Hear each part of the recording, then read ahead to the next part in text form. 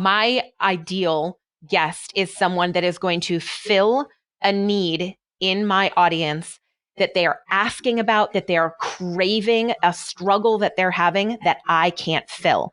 Because I want my audience to be as full of useful information and empowerment as possible without being overwhelmed.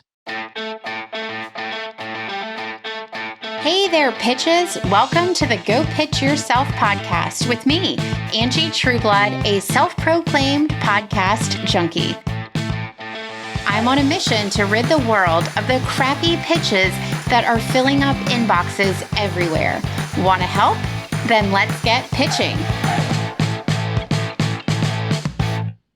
All right, guys, I'm so excited for you to be listening today to Go Pitch Yourself. We have a very special guest, my friend, Kendra Hennessy. I'm going to tell you a little bit about her and I guess how we met too. She's actually a home management expert and a positive motherhood enthusiast, which speaks directly to my heart. She's a podcast host and founder of Mother Like a Boss, where she puts a fresh, modern twist on homemaking so that moms feel confident managing their homes and families no matter where they are in their motherhood journey. And her mission is to empower moms through no-nonsense, realistic, and simplistic changes that they can stick with. And I love this about her, the no-nonsense piece. She is very supportive of her students, but also doesn't hold any punches in the best way possible. Her goal is to get folks managing their home and really having realistic ideas of what that looks like. So, Kendra, I'm super excited to have you on the podcast today. Welcome. Thank you very much. First of all, thank you for having me. And second of all, congratulations on the podcast. I think this is great. We were talking about it last year, and here you are. And you just have such first of all, your voice is podcast perfect. It's like the perfect kind of voice for podcasting. I think you have such a nice voice and it's soothing to listen to. And you're just so wonderful and you have so much to share. So I'm so happy. Thanks. No one has ever described my voice as soothing. So. I think it's super. I think, you know why I think it's soothing? It's the cadence of your voice, and it's also your like slight accent. It's like not over the top, but it's just enough to sound beautiful to me. So I love it. Thank you. You can come back anytime you would like. I'll just build you up every week. So Kendra and I actually met a couple of years ago when I had my previous business, Meal Planning Mama, and she and I think we're sort of the best example of what complementary business owners connecting can look like. So she and I connected, and I think I brought you into my community. I shared you with all of my people, and then you brought me into yours, and then we ended up falling in love as friends. So I would love, though, for you to share with the listeners a little bit more about your business and why you started it and kind of what it's evolved to over the years, because your story is really unique. And as I host people who are influencers in their space, who are people that routinely will get pitched by others, I really want people to understand kind of the blood, sweat, and tears that go into building a platform that is worthy of being pitched. Because when I pitch folks to platforms, I really respect the audience that people have built. And so I think it's really good to hear the backstory of why you built what you did and how it's kind of evolved.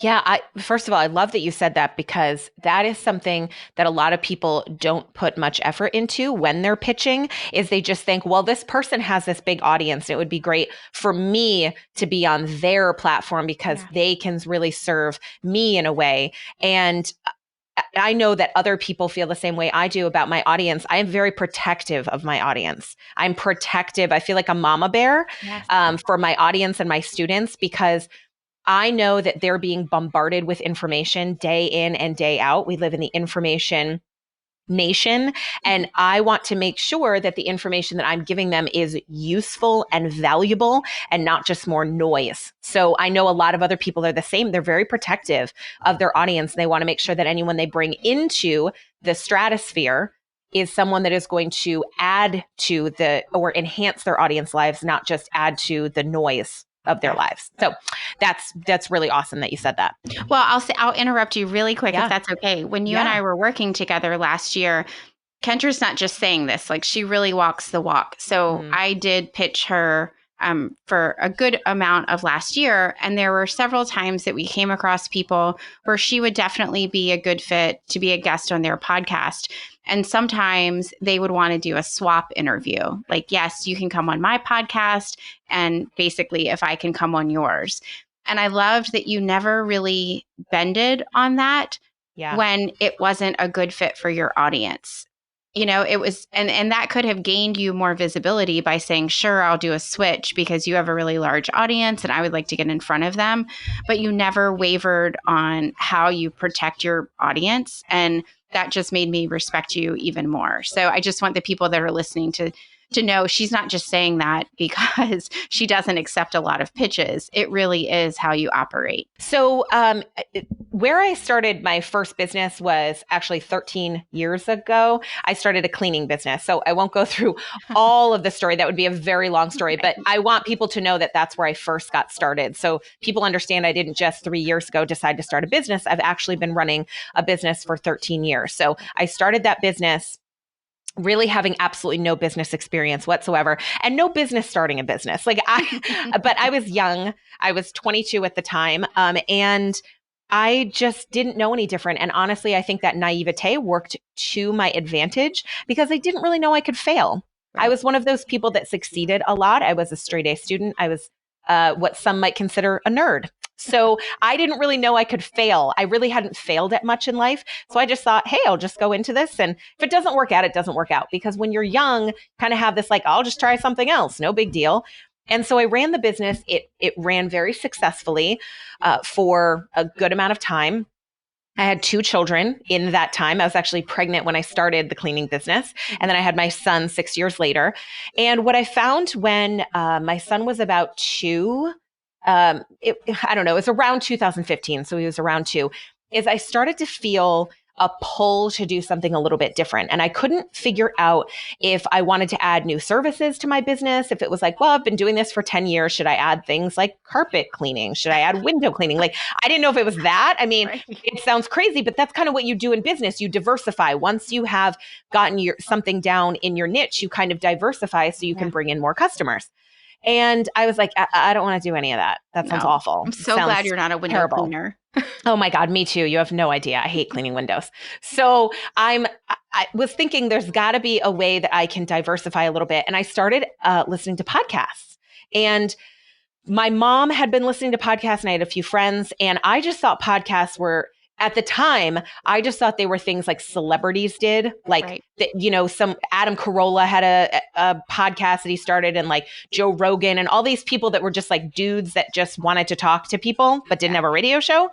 I didn't realize that there was a whole world of other podcasts, like business podcasts and lifestyle podcasts and religious podcasts. So anyway, I started listening to business ones and found that there was this whole world of online business that wasn't scammy. Because when I thought of online business, I thought of like pyramid schemes and not MLMs, like pyramid schemes, like actual legit pyramid schemes. And or trying to sell people things that like they don't really need, and it's very scammy. And I was thinking of like the scammy sales pages with like the really obnoxious dudes on the front of it. Yes. And I found, oh, that's not what this is. There is a whole world where people are sharing their knowledge and sharing their expertise in a way that's helping other people. And so I really, long story short, just looked more into it. I mean, I kind of dove headfirst into online business and wanting to start it. And I started Mother Like a Boss in February of 2016. So we just surpassed 3 years.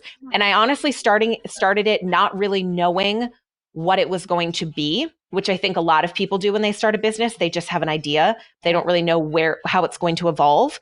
And through that first year, I realized that what my expertise really was positive motherhood enthusiasm and being someone that's an advocate for not needing to be a hot mess all the time and not needing to feel like you have to be a hot mess, but also home management, managing your home, strategizing how to manage your home. The cleaning came into it because obviously I'd cleaned for like 20,000 hours in my 10 years. And so having that knowledge also helped me to teach people how to do that in their own home and manage things and routines. I'm really good at routines. And I thought I can help moms get things under control in their lives so they can actually enjoy being a mom. Because I looked around and I saw a lot of my friends who were becoming mothers and they were really excited to become a mom. And then they just were thrust into it with very little support. And the support they were getting was all of this negative talk all the time. Oh, yeah, you're going to get those sleepless nights and motherhood's basically just going to suck. Right. Sorry, it's just the way it is. Oh, but you love them and they're cute and it's okay if your life sucks because your kids are great. Power Right? through for Yeah. 18 years.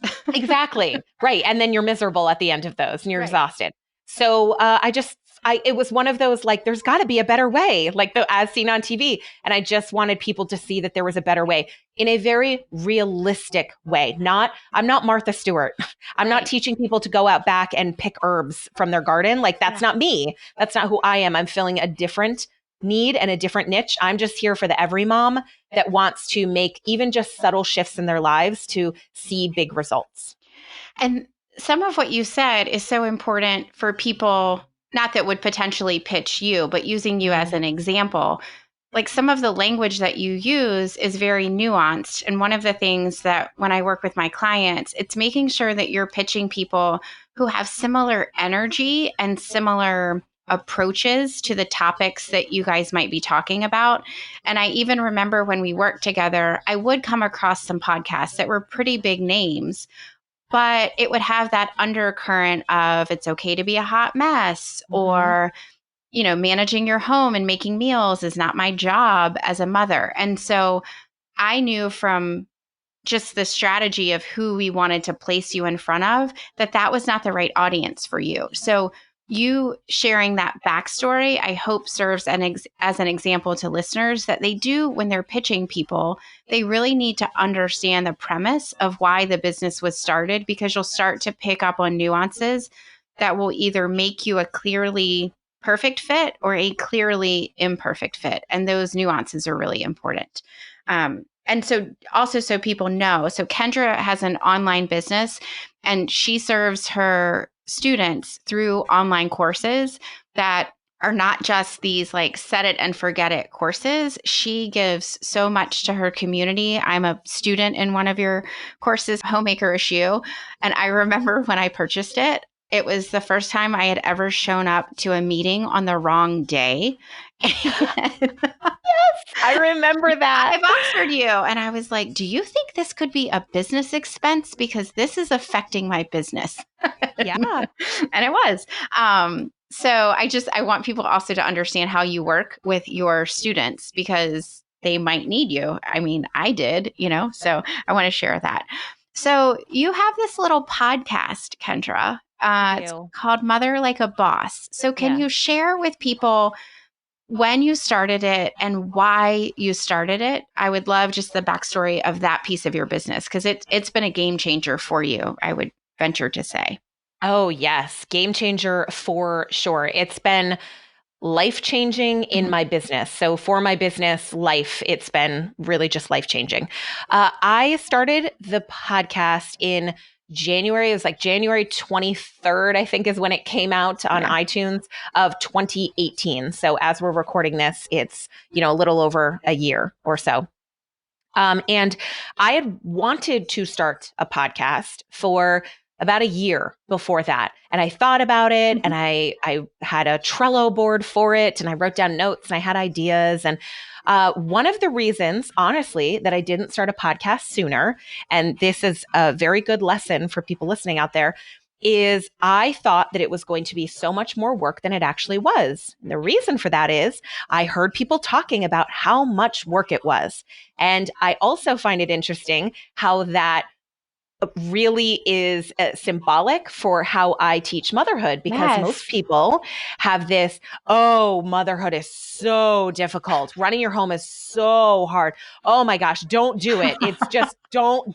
It's awful. And this is all from people who have like 5 kids. I'm like, boy, if it was so awful, why'd you keep having kids? I don't understand that. I don't get that. But it was interesting because I heard a few people who I knew start podcasts, and they actually did podcast episodes on how much money it costs to run a podcast and how long it took them. And I thought, oh, I don't have that much time. I'm not making enough money to justify that much investment in a podcast. I'll just stick with my blog. And then I started to discover I started to talk to other people and they were like, no, it doesn't cost that much money to run a podcast. It actually doesn't take me that much time. And here's how I do it. And I had my friends, Jessica Stansberry and Jacqueline Malone, who had All Up in Your Lady business at the time. And I was talking to them. They were good friends of mine. And they were like, I don't know who told you that, but we've been running a successful podcast for a while and we don't spend a fraction of that time or money. And so then I did research and I realized, oh, I can actually do this. This is not going to be as difficult. Now, it doesn't mean that it's easy, but it's certainly more simplistic than I ever thought that it was, which is a really good lesson to anyone listening. I love that. So we started it in January and we did 2 episodes a week. And then in the summer, we dropped down to 1 episode a week just because it's the summertime. People are kind of a little more, not so much listening to podcasts at that time. They're out there with their family and stuff. And also I wanted to give myself a little bit of a break and not have to focus on 2 a week. And then for a few months in the fall, we actually did 3 episodes a week. And it sounds like a lot, but what we did was a Monday episode, which was only like 5 minutes long. So it really wasn't that much more work. And now we are at 2 episodes a week. We're sticking with that. We like that. We've tested things out. We like that happy medium there. So the reason I really started the podcast was because I didn't want to blog anymore. I know. I just didn't want to do it anymore. I have not, if you look back on my blog, the last blog is from like December of 2017. It's a legitimate Christmas post. Oh, for sure. I have no interest in blogging. I think about blogs every now and then, like, oh, that's a really good blog. And I do have a few that I've started and just need to be finished, but I want them to be something that I do because I want to do it, not because I feel like it needs to drive traffic or it's my content. So my podcast is really my content creation. It's like having a blog. So I know we're going to kind of talk about this, but I don't have a lot of guests. Mm-hmm. It's mostly solo episodes. And it's because I want my podcast to be something where people come to it and they can get information from me and encouragement and empowerment from me. And that's kind of how I'm giving people that free content that they would normally be getting in, say, a blog. Like 10 years ago, before podcasts were really popular, people just wrote on a blog. So that's why I started it. Oh, that's another reason you're my soul sister, because I keep thinking with my visibility business about blogging, and it just repulses me to think about it. It's so much work. To me, it's so much easier to just turn on the microphone and talk. Yeah. I always have an outline for my episodes. So I always have an outline in front of me of points I want to hit, things I want to talk about. If I have any facts or statistics or quotes, I always have those up. But then I just talk extemporaneously because to me, I want my podcast to sound like a conversation. Sure. I don't want it to sound like it's scripted. Yeah. Because I've listened to scripted podcasts.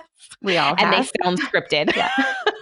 Well, and it's interesting actually because you are very strategic. What you teach is really the strategy of homemaking. I mean, there's definitely how-to skills in there, but that's also a lot like my business. I mean, a lot of what I do, it's a lot of intuition and strategy. And sometimes that's just really hard to write about.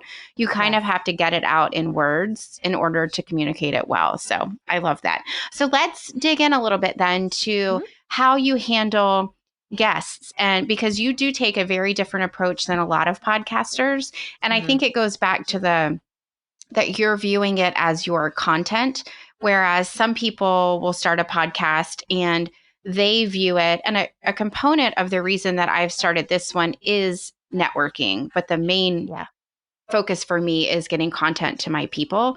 So share a little bit about your approach to guests and when do you even say yes then? Yeah. So from the beginning, we said in the business, we as in me and my team, that we wanted this to be, again, my content, and we wanted it to be Mother Like a Boss with Kendra Hennessy, not Mother Like a Boss, and then all of these other guests that were coming on all the time. And that's not to say that method of doing a podcast isn't good. That has its place as well. There's place for both. I love listening to interview podcasts. I love listening to podcasts that are just people's interviews because that's what they do. That's the whole point of their podcast. And for us, I wanted to also make sure, as I said before, because I am so protective of my audience and my students, I wanted to make sure that any guest that I brought on was going to fill a need that was being talked about in my community that I couldn't fill. Yes. So a great example of this, which you and I are both friends with her, but Jennifer Mackie Mary, who does, fashion, she came on and did the most amazing episode that people still talk about. And it was a year ago that we did that episode. But she talked about how to unfrump yourself as a mom, and especially for those stay-at-home moms that are just waking up every day and putting yesterday's yoga pants back on, and they don't feel good about that, and they want to change. And she really came on and poured herself into that episode. Well, that's not something that I talk about, but it's a problem that my audience is having, and it's a struggle that they're trying to manage. And I want to be the one to bring them that help. So it bridges that gap of, okay, we're going to talk about home management, but what about this as well? So things like we've had a sleep consultant come on. We've had a parenting expert. We have someone that's going to be on in May, all about how to be a one no mom, like being the mom that's no, just says no once without the yelling and the anger. Oh my gosh, that was fantastic. Because I was like, I need help with this. This sounds great. You mean I don't have to count anymore? Exactly. I don't have to count down from 20. Right. And then start over. Exactly. Oh, I'm going to do it again. You better listen. Exactly. Or, we have some moms on that have mom podcasts, and I want to have them on because they have a different take on motherhood. So really, my ideal guest is someone that is going to fill a need in my audience that they are asking about, that they are craving, a struggle that they're having that I can't fill. Because I want my audience to be as full of useful information and empowerment as possible without being overwhelmed. I love it. The other thing I will add, because I know a little bit of the insides of your business, just because we've been friends for so long and have worked together, is it's not just that they fill a need that you can't fill, but they also have that undercurrent of how they approach motherhood that is similar to you. And that's where I remember with Jennifer Mackie Mary, when I first brought up the idea, I knew immediately that I would have to bridge the gap of why your people would be interested from a heartfelt level, not just from a fashion and getting dressed perspective, and why it's so perfectly matched how you were working with your people already. So I think that's really important, because sometimes you could think, oh, she has a home management podcast and she would need to fill these 5 holes that she can't fill. But it also has to do with the approach that they take to motherhood, and it needs to have some synergy with how you do. Yeah, because we get pitches every now and then for things that are fantastic. I mean, they're wonderful. They're wonderful products or they're wonderful services.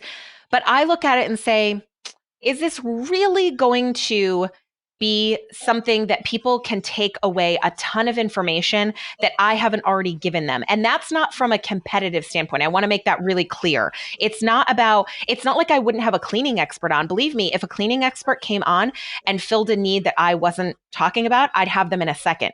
I'm all about that community over competition, but it's more like if someone were to come on and just talk about meal planning, just from a very basic, umbrella overview, I don't want someone to just come and talk about that. I want them to talk about it in a fresh way that fits with the way that I talk about home management in general. So simplifying and how different ways of doing it, or it's a totally different approach to it.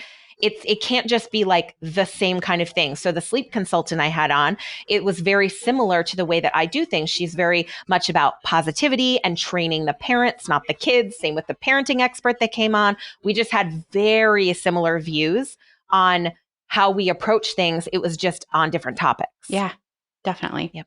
So let's talk about those couple of guests that you've had. How did you find them, and what about them? What about how you connected with them made you say yes to them? Because I do know that you get pitched a lot. So talk about that process and how you decide who comes on and who doesn't. So in the beginning, it was a lot of people that I just knew. just that I'd networked with or friends in the online community or offline community that I knew would be a really great fit to come on. And then as you kind of exhaust those, I mean, after a while, it kind of like exhausts, we would get pitches. So we would take a closer look at those, which I'll talk about in a second. But then the other thing is having somebody like Angie working for you, because not only were you pitching me for things, but then you were on the lookout for people that would be great for my podcast. And so, normally I might not think of, oh, we need like a fashion expert. Not that that's not really, I don't think that's what Jennifer calls herself necessarily, but like that's what someone would think when they see her, like, oh, she's just a fashion expert. It's like, no, that's not what she is. But the way that you talked about it and the way you were like, hey, she can come on and talk about this, I thought, well, I've got to have her on. That sounds amazing. That sounds wonderful. So that really helped. So I really encourage people to hire for your weaknesses and find people that are good networkers and that are good at collaborations. And then the pitches that we get, I'm trying to think of the best way to say this. At this point, we really decline almost all pitches. And the reason for that has nothing to do with them being bad. Sometimes it does, but it's because we only have so many spots to fill. So at this point, right now in April that we're recording this, we have through October already filled. So anyone that's pitching us right now, we're like, it would have to be November or December. And I'm not even sure that far out what kind of guests we want to have on, because we haven't looked that far ahead. We usually do 3 months at a time in our podcast, trying to figure out what we want the flow to be. And so we just decline them, or we'll oftentimes say, right now it's not a great time. We'll kind of reach back out to you, or if you want to reach back out in 6 months or so, and we'll see if it's a better fit at that time. But when we do choose people through a pitch, it is because it is such a worthwhile topic. And again, it's because they pitch in a way that is, here is how I can help your audience, and here is how it is going to help you having me on the show. Not, here is why I think I should be on your show because I'm so wonderful and great. And it'll be so great because I know your numbers are really high. It'll be so great for me. Yeah. We've had people say that. It's like if I approach the Today. Oh yes. We've had people say that. I had someone say that to my face one time. So, it would be, I look at it like, it's like me contacting the Today Show and being like, listen, Today Show, I'm really amazing and you have a huge audience. So how about you just let me on? Because really, I'm just great and you have a huge audience and it would really help me. That's not how it works. No, we would be perfect together. Exactly. Yes. So you sharing that, there's two things that I jotted down. The first, for the listeners to know, is that pitching so often, whether you get a yes, no, or maybe later, is so often not about the person doing the pitching and the content. It is so much more about that influencer, in this case, Kendra, the owner of that platform, having a really clear vision of how he or she is serving their audience. And a lot of times folks don't understand that. I mean, even with my podcast, like I went down a list of how I wanted to launch it and who I wanted to, build out those first couple of episodes with. So often if it's a no, you can't take it personally that people aren't saying yes. It's just you've landed on a time when it wasn't a good fit. And so you just need to respect that and not also let it get into your head. The second thing, and this happened with us, I mean, I feel like after we stopped working together, there were still a couple of opportunities that ended up converting, is the follow-up is super important. And so many people don't do it. So if you do follow up, chances are it's going to shake out at some point because everyone has sort of their seasons, and a lot of podcasters will not record over the summer. They'll batch beforehand. But if they say, I'm really interested in this, just not right now, then you just need to mark it in your workflow and make sure you do follow back up with them. So I think from a professionalism perspective, it's great, but also in actually converting and getting yeses, it's super important. Yeah, because sometimes we had someone on a couple of months ago and she had pitched back in the fall. Mhm. And it just wasn't the right time because we had our entire end of the year already marked. It was already planned out. And then we also had January as well. So we just said, hey, if you can just follow up with us in a couple of months, we'll have a better idea of our schedule then. And she did, and we did. Perfect. So it worked out great. I also am very good at, I should note that I don't respond to these. I have someone on my team that does. She's fantastic. And if it's a no, she just very kindly and politely tells them no. Yeah. I'm not going to string people along and be like, oh, maybe, I'm not really sure. She just responds and says, hey, thank you so much for reaching out. We really appreciate it. That's not really something that we're looking for right now. But we think that you have, a great business or something like that. Like, we're very professional, but if it's a no, it's a no. Yeah. And I don't want to string people along because I've had that happen to me, where it's like people string you along and you're like thinking something's going to happen. And then I wish they had just said no, so I could just move on and not even think about it anymore. Yeah. Coming from someone that pitches, especially if I don't hear anything, I'm going to keep following up until I can close that loop, because until you block me. Yeah, I have a card in Trello, and until I can have a yes or no on it, the follow-up will continue. Absolutely. I agree. Okay. So, and I don't know if you're okay sharing this, but just for fun's sake, are there any pitches that you've received that have been pretty off the mark? And I ask this not to make fun of the people who are doing it, but actually for my listeners who might be overthinking their pitch and not pitching people because they're just worried it's not going to be perfect. If you really put the time and your heart into the pitch, that comes across, and it will totally allow you to stand out from the crowd. So I just want people to get an idea of some of the off the mark pitches, just so that they can see that they are not off the mark. Yeah, we have had a few. We've had a few that were just not like, does the name of the podcast, do you even know the name of the podcast? Because it's Mother Like a Boss, and you're pitching like this business dude who talks about like business sales stuff. Like, it's not, we had one time someone pitch, and it was very much like that. It was like it was a woman, but it was something, she did something as far as sales go, like in the sales, online sales community. And we just wrote back and we're like, do you know, this is not a business podcast at all. And she did write back, the person pitching her did write back and said, oh, I'm so sorry. And kind of had an excuse for like, oh, we must have sent the wrong email. And I'm like, no, it was titled correctly. You actually said Kendra and whatever. But I think sometimes people have the spray and pray method.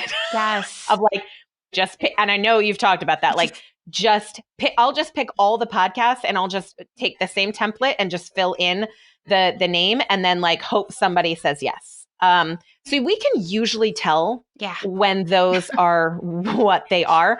The other kind of pitches, and I don't want to say that they're bad, they're just not fitting for me, is when someone will pitch and say, I love your podcast. I'm a listener. I've been listening for so long. Hey, I just started this business. I would love to come on your podcast. And it's not at all aligned.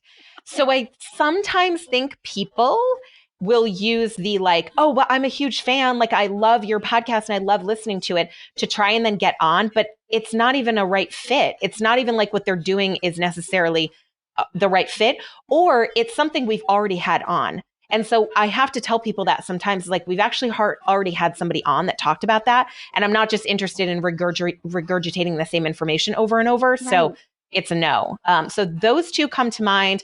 The one that Angie and I like to talk about all the time is the dog walker that pitched as well. Bless their hearts. Like, I'm sure to them, maybe they were like, moms have dogs. Like, I don't think it was with any like malice. No, they wanted to come on. But to me, I thought, how is this going to help my audience? Like, if you took the amount of people that listen, how many of those have dogs and how many of those care about dog walking? Like, you have, that's how I look at everything I do. So it's like, if I look at my whole audience, what percentage of them would need this information? And it has to be big enough for me to do that episode. Yeah. Yeah. Oh my gosh. Mm-hmm. I've been pitched in person before too, which is always Yeah, awkward, I was just going to say that sounds awkward. especially if it's a big fat hard no. That's always really difficult. Oh.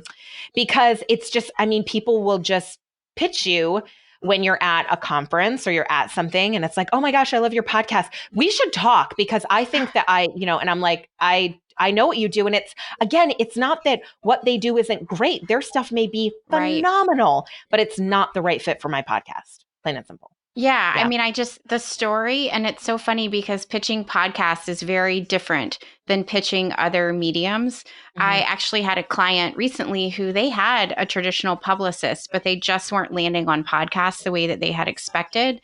And when I saw the pitch, it was more of a traditional media pitch. Whereas with podcasting, and this is why I want to have you and other podcast hosts on, is it's far more storytelling and connecting the dots than just media. And so Yeah. there's a heart and a soul to it. And people have to be able to connect with that in a pitch, which is not easy, but it just takes a little bit of time and focus and being intentional about it. So I really appreciate all that you're sharing. So Yeah, absolutely. I want one last thing. So Mhm. your approach to homemaking, and I've always loved this, and you kind of coin it homemaker-ish. Mhm. And as I was thinking about our interview, it really struck me that that's sort of my approach to how I help people with visibility, especially people that are not pitching themselves, because I think they hold themselves back from moving forward because they think it has to be perfect and they have to get all their ducks in a row. They're afraid of failing. And then they also think they need to be pitching every type of outlet. So, Mhm. can you just describe the kind of the tenets of your homemaker-ish approach? Because just like you said earlier in the conversation, it really carries over into all other parts of our lives. Yeah, absolutely. So my homemaker-ish approach, homemaker-ish TM, because I'm getting it trademarked. So I like to, I'm like, woo, it's so exciting. It's really, to me, it was, so from the home standpoint, it's really taking the approach of embracing that homemaking can still exist in 2019, and that it can be modern. It doesn't have to be outdated or antiquated. It doesn't have to be about servitude or burden, but it can be something that is joyful no matter what kind of woman you are. And in fact, to me, homemaking is a team endeavor. I look at myself and my husband and our two children, and we're all homemakers in some way because we're all contributing every day to making our home a safe place. I say I want our home to be a safety net that catches us from the stresses of the rest of the world. Whereas most people nowadays, their home is just another stressor. It's just another thing to stress them out. And so taking that approach and bringing it into something like this is really, you're right. It's very similar because the reason most people have an issue with homemaking, say, is because they have the all or nothing mentality. Mhm. Well, I'm not good at getting everything done every day. And so instead of just doing 5 minutes here and 5 minutes there, instead of just trying to get one routine in place every day that's going to help me move the needle a little bit, I'm not going to do anything. And so then I'm stuck. And then I'm stuck in this cycle of not doing anything. And then it's chaotic all the time. And I'm stressed.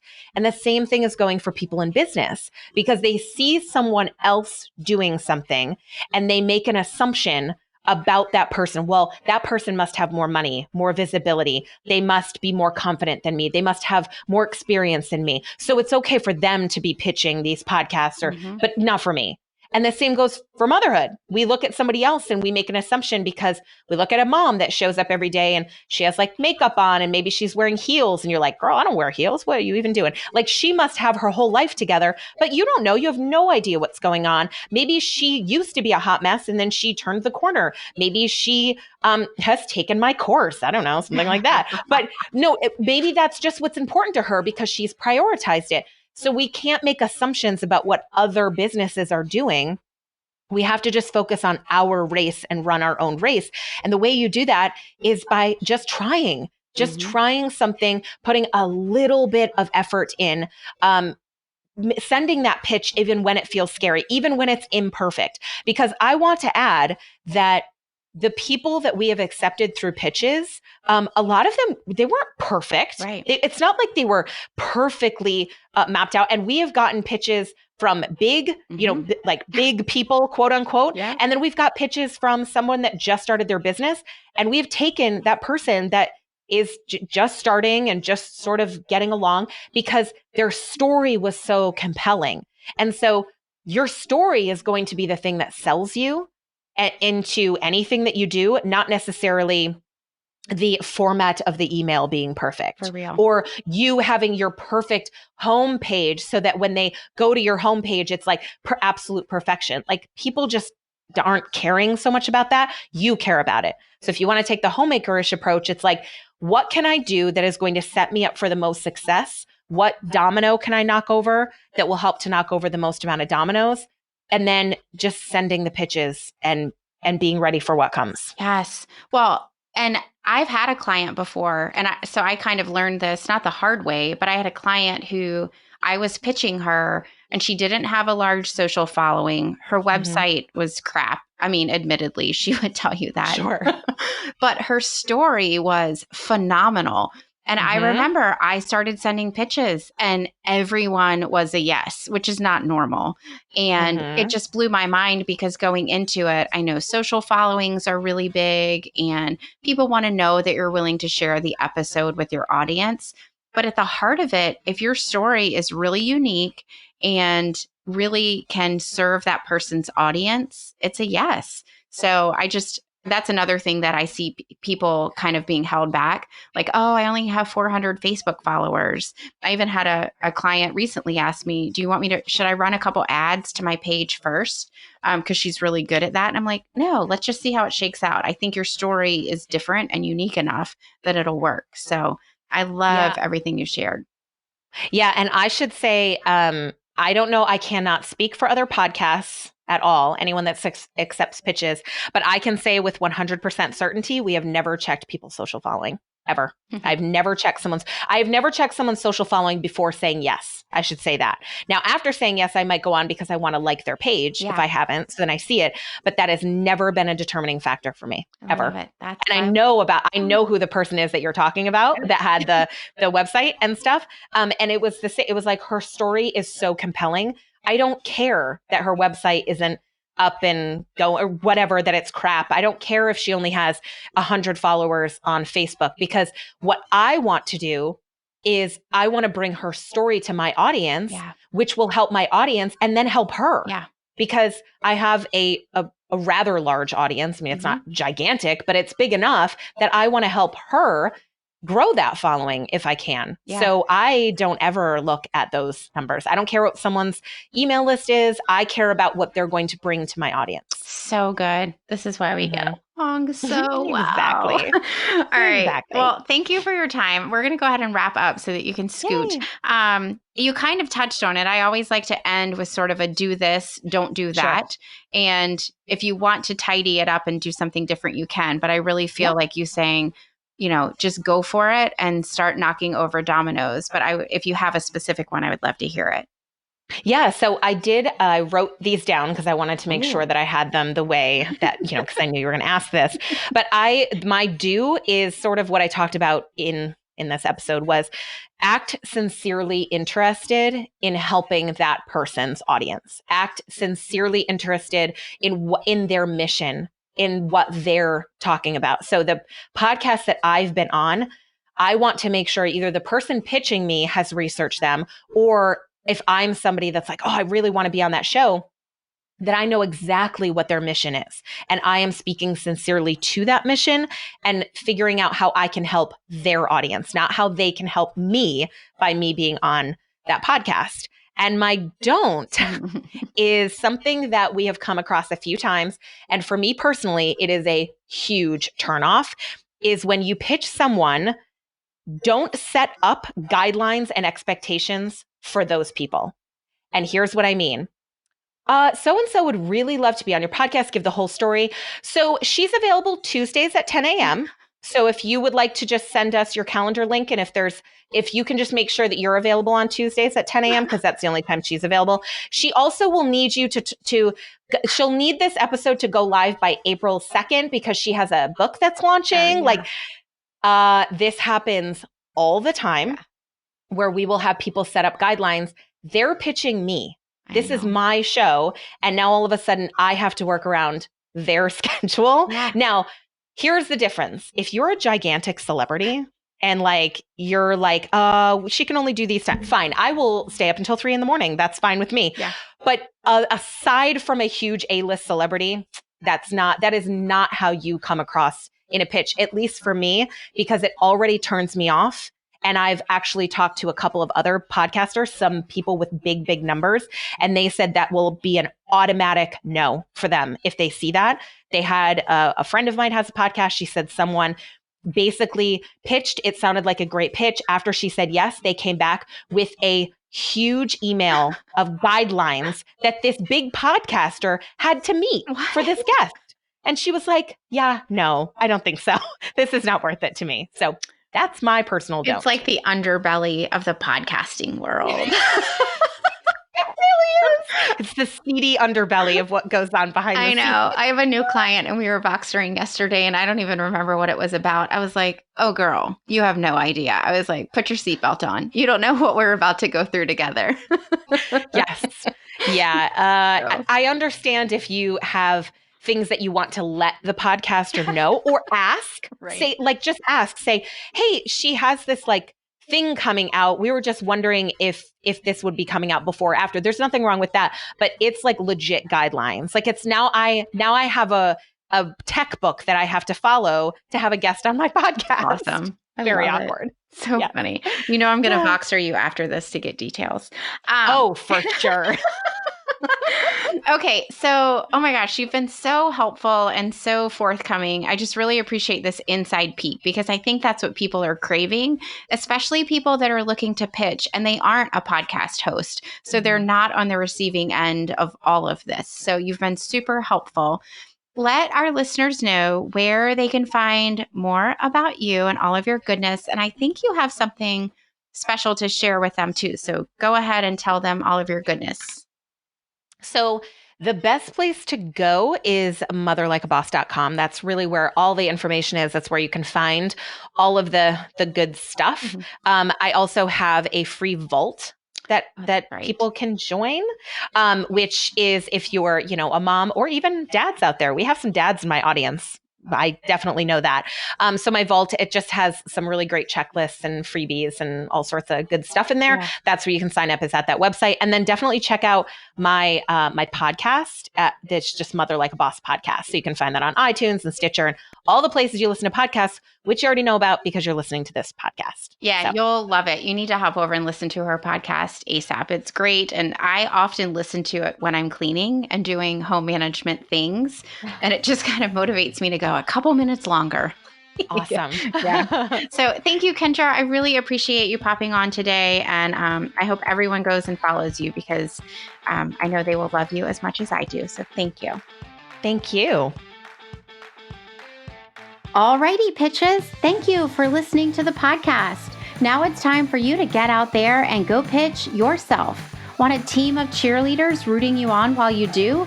Then pop on over and join our free Facebook community, Go Pitch Yourself. It's full of entrepreneurs just like you who are stepping up, being seen, and supporting each other along the way. Don't forget to head on over to the website for show notes, downloads, and links to any resources we mentioned in this episode. The website is angietrueblood.com/podcast. Happy pitching!